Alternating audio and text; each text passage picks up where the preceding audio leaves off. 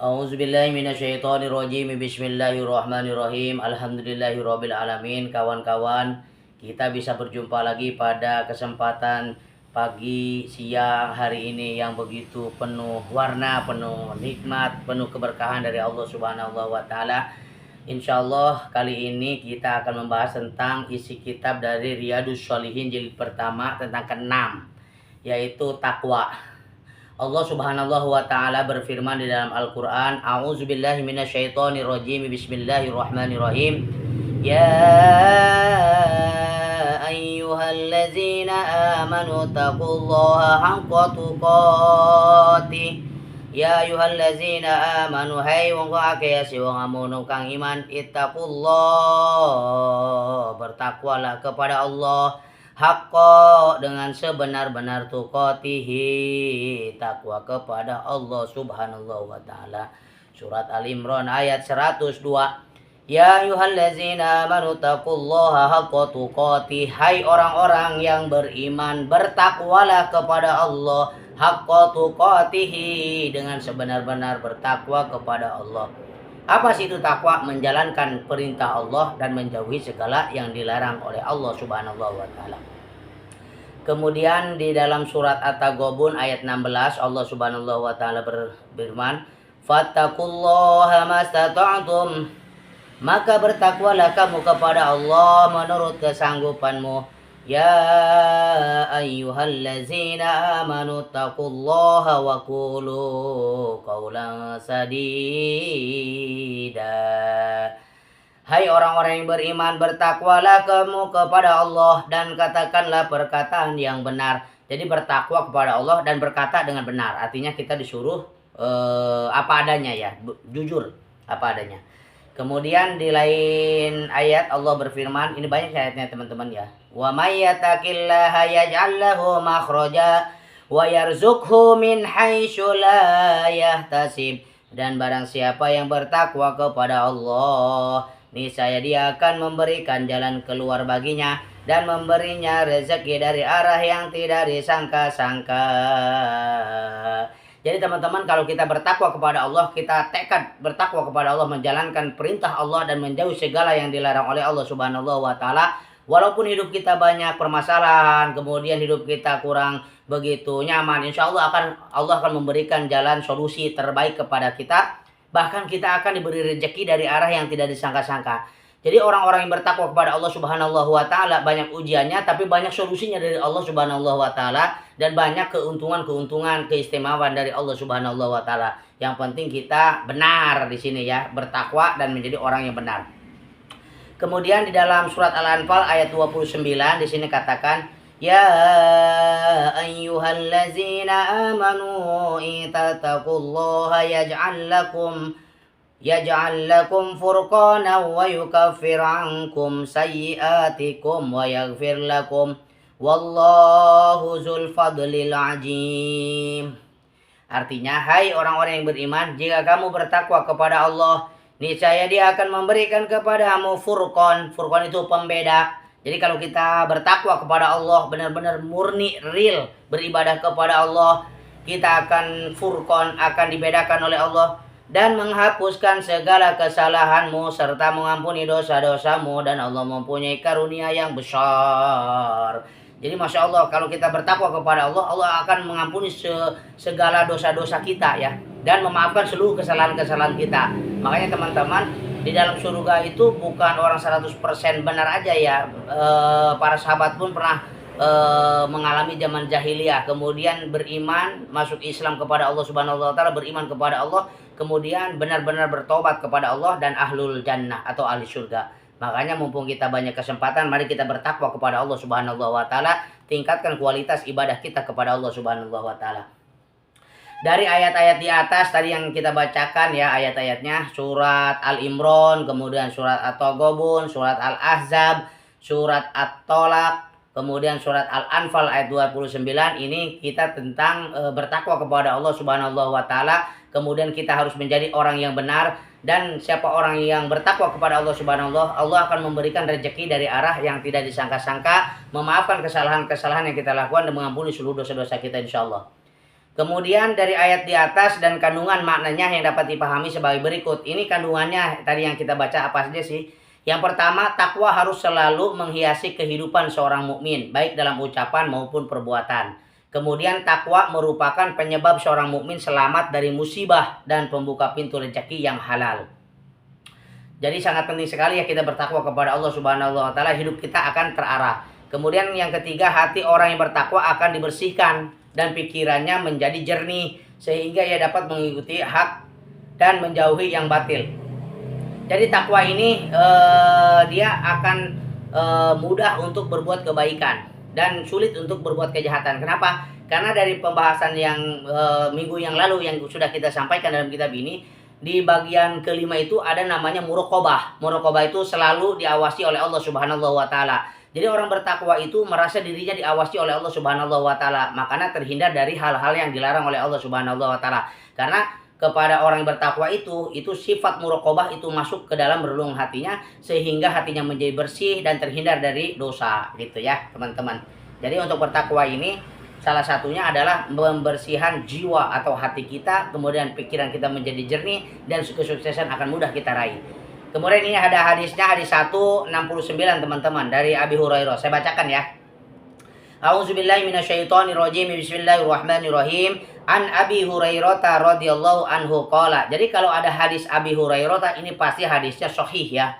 Kemudian qala qila ya Rasulullah man akramun nas qala asqahum faqalu laisa an hadza nas'aluka qala fa Yusuf Nabiyullah ibnu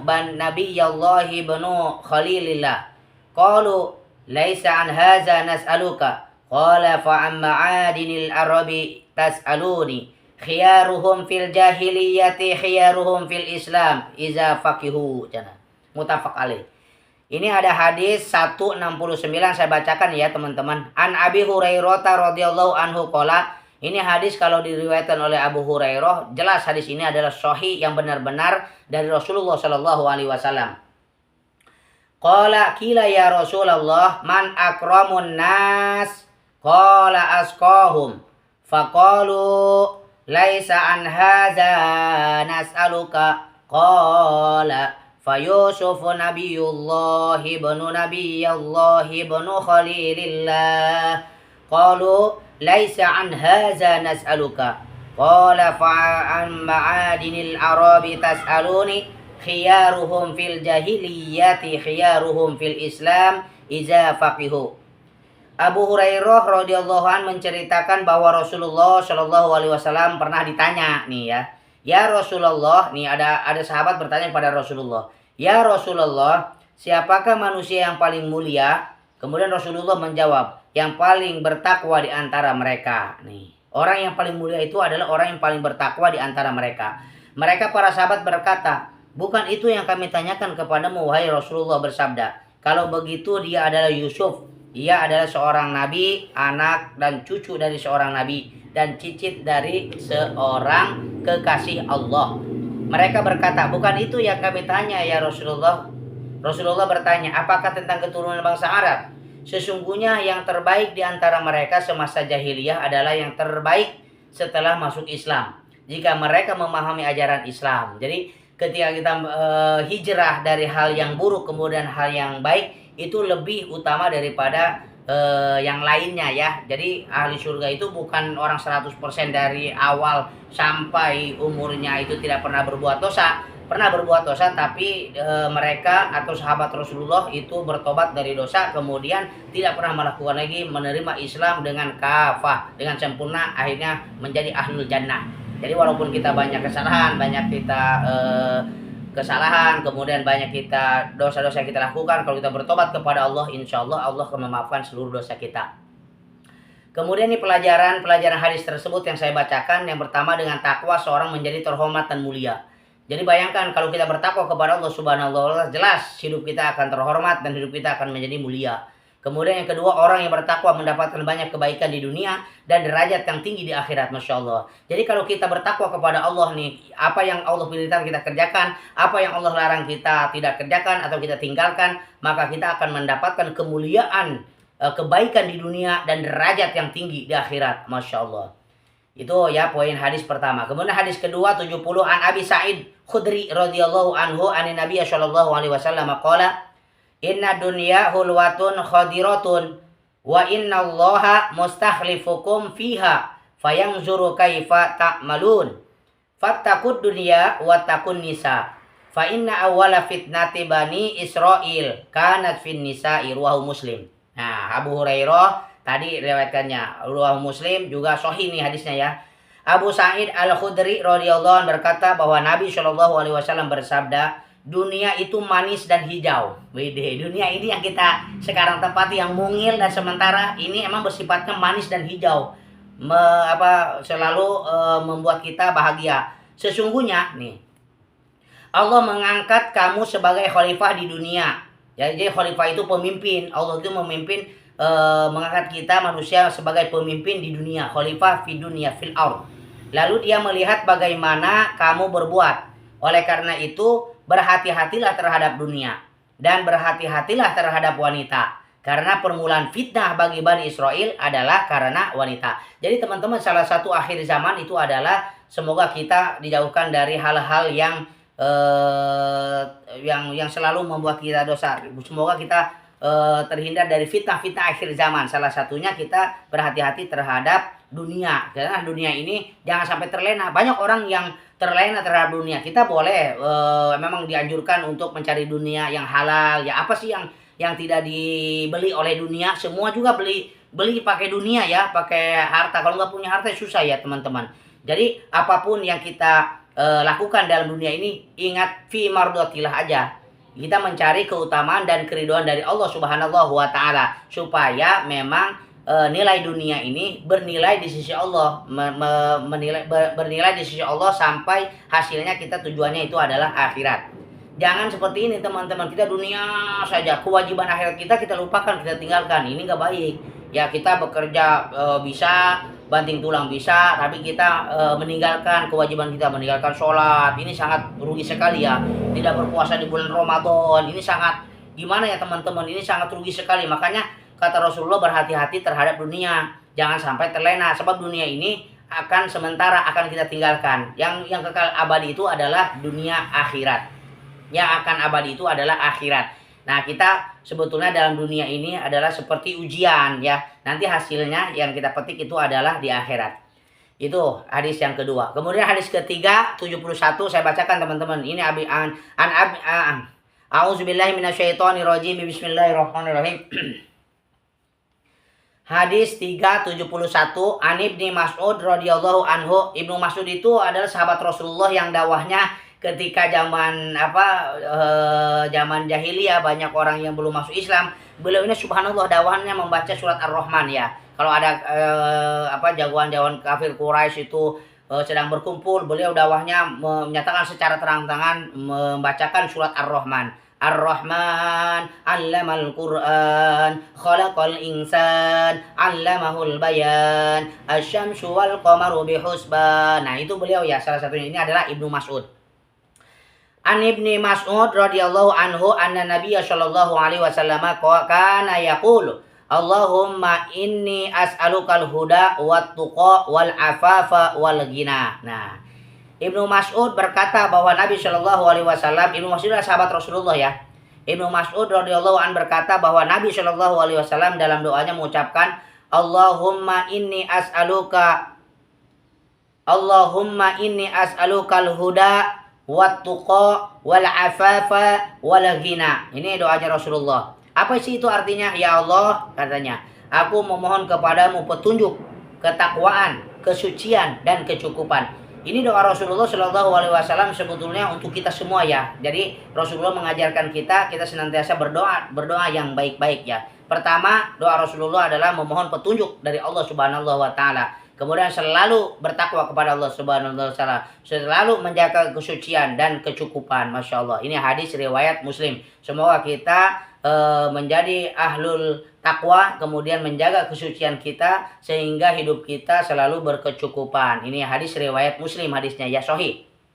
Kemudian hadisnya ini yang diriwayatkan oleh sahabat Rasulullah Ibnu Mas'ud, bisa kita pelajari dalam hadis ini adalah pertama, bahwa seorang muslim itu harus selalu merendahkan diri di hadapan Allah dan merasa butuh terhadapnya. Jadi kita harus merendahkan diri. Apa habis kerja kita sholat zuhur, syahadat dulu, itu merendahkan diri ya. Kemudian kita tidak henti-henti berdoa untuk kebaikan kita, untuk keluarga kita, untuk orang tua kita, untuk tetangga kita, untuk negara kita, untuk agama kita ya.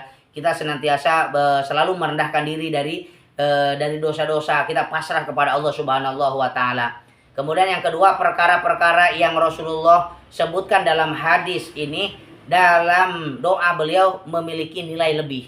Jadi doa ini memang luar biasa ya. Kita pun kalau misalnya mengamalkan doa ini yang tadi disebutkan oleh Ibnu Mas'ud, bahwa ini adalah contoh dari Rasulullah Shallallahu Alaihi Wasallam yang kita amalkan ya, ini sangat bagus sekali.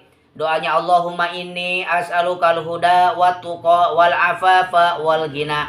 Allahumma inni as'alukal huda wat tuqa wal afafa wal ghina. Allahumma inni as'alukal huda wat tuqa wal afafa wal ghina. Insyaallah ini mudah dihafal ya teman-teman, pendek doanya. Itu hadis ketiga. Kemudian hadis keempat 72, An Abi Torifin Adi ni Hatimit Ta'i radhiyallahu anhu qala sami'tu Rasulullah sallallahu alaihi wasallam yaqulu man halafa ala yaminin summa ra'at qalillahi minha falyati taqwa.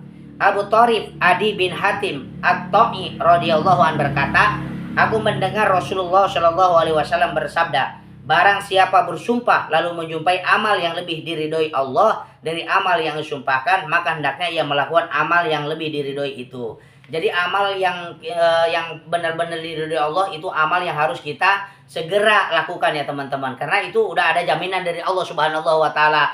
Itu bertakwa itu menjalankan perintah Allah, menjauhi segala yang dilarang Allah. Apa itu perintah Allah? Sholat 5 waktu, jangan tinggal sholat zuhur, sholat asar, sholat maghrib, sholat isya, sholat subuh. Kemudian puasa Ramadan, itu kan kewajiban kita berpuasa, sholat, itu kewajiban kita. Perintah dari Allah Subhanahu wa taala. Kemudian berkurban, ini musim haji ya, kita berkurban, bersedekah, mengeluarkan zakat, itu perintah Allah Subhanahu wa taala. Kemudian naik haji fi sabilillah ya. Jika mampu kita berangkat haji, itu menjalankan perintah yang diperintahkan oleh Allah Subhanahu wa taala. Kemudian yang dilarangnya apa? Berbuat zalim, berbuat aniaya, berbuat maksiat, kemudian menjalankan hal-hal yang syubhat. Itu semua tinggalkan, kita memilih bertakwa kepada Allah Subhanahu wa taala. Kalau kita senantiasa bertakwa kepada Allah Subhanahu wa taala, maka hati dan pikiran kita akan menjadi jernih. Hati dan pikiran kita akan menjadi suci, menjadi jernih. Kalau pikiran juga jernih, hati juga suci, insya Allah kemudahan-kemudahan hidup akan kita temui dan kita akan menjadi orang-orang yang ahlul jannah atau memiliki derajat tinggi di akhirat insya Allah. Kemudian ini yang terakhir nih teman-teman, hadis 73. Auzubillahi minasyaitonirrajim. Bismillahirrahmanirrahim. An Abi Umamah Sudai bin Ajlan al-Bahili radhiyallahu anhu qala sami'tu Rasulullah sallallahu alaihi wasallam yakhutubu fi hajjatil wada' faqala ittaqullah wa sallu khamsakum wa sumu syahrakum wa addu zakata amwalikum wa ati'u ra'akum tadkhulu jannata rabbikum. Ini hadis ini hasan sahih, hadis yang diriwayatkan oleh At-Tirmizi. Artinya Abu Umamah Sudai bin Ajlan al-Bahili radhiyallahu an berkata, aku mendengar Rasulullah Shallallahu alaihi wasallam berkhutbah pada haji wada. Haji wada itu haji terakhir ya, haji perpisahan. Nah, ini Abu Umamah ini mendengar khutbahnya Rasulullah Shallallahu alaihi wasallam. Apa yang isinya? Beliau bersabda, bertakwalah kepada Allah. Tuh, ini isi dari haji wada ya. Pertama yang Allah perintahkan melalui Rasulullah itu adalah bertakwalah kepada Allah, kata Rasulullah. Lakukanlah sholat 5 waktu. Nah, satu, bertakwa kepada Allah Subhanahu wa taala. Yang kedua, sholat 5 waktu jangan tinggalkan. Kemudian berpuasalah pada bulan Ramadan. Berpuasa Ramadan itu wajib ya. Sholat fardu wajib, jangan tinggalkan teman-teman. Kalau kita kerjakan berpahala besar, kalau kita tinggalkan itu dosa ya. Itu namanya wajib. Kemudian tunaikanlah zakat. Zakat ya, mau besar, mau sedikit. Syukur-syukur alhamdulillah besar ya. Yang penting nilainya itu ada ikhlas dan ibadah di sisi Allah. Kita harus menunaikan zakat. Kemudian taatilah para pemimpinmu. Jadi umaro-umaro yang baik, yang soleh, kita harus taat kepada pemimpin-pemimpin. Kemudian niscaya kamu akan masuk ke surga Tuhanmu ya. Jadi yang pertama yang Rasulullah tekankan dalam khutbah Haji Wada itu adalah bertakwa kepada Allah Subhanahu wa taala. Kemudian sholat 5 waktu jangan tinggalkan, berpuasa Ramadan jangan tinggalkan, tunaikan zakat dan taatlah para pemimpinmu. Insya Allah hidup kita akan terarah dan kita akan menjadi orang-orang yang memiliki hati yang suci dan pikiran yang jernih sehingga kesuksesan akan mudah kita raih. Nah itu demikian teman-teman ya dalam hadis Riyadus Shalihin jilid ke-6 ini tentang bertakwa kepada Allah Subhanahu wa taala. Insyaallah jilid ke-7 yang akan kita bahas nanti tentang keyakinan dan bertawakal kepada Allah Subhanahu wa taala. Demikian untayan-untayan mutiara dakwah pada kesempatan hari ini yang penuh bahagia, bahwa saya sekali lagi ya saya ulaskan bahwa kalau kita bertakwa kepada Allah Subhanahu wa taala, Allah akan memaafkan dosa-dosa kita dan Allah akan memberikan jalan kemudahan di setiap kesulitan. Makanya mari kita bertakwa kepada Allah Subhanahu wa taala, puasa kita kerjakan, sholat wajib jangan tinggalkan, kemudian apa-apa yang Allah benci kita tinggalkan ya teman-teman, supaya kita menjadi ahlul jannah atau manusia-manusia yang memiliki derajat tertinggi di sisi Allah Subhanahu wa taala. Demikian usikum binafsi wa taqwallah. Wassalamualaikum warahmatullahi wabarakatuh.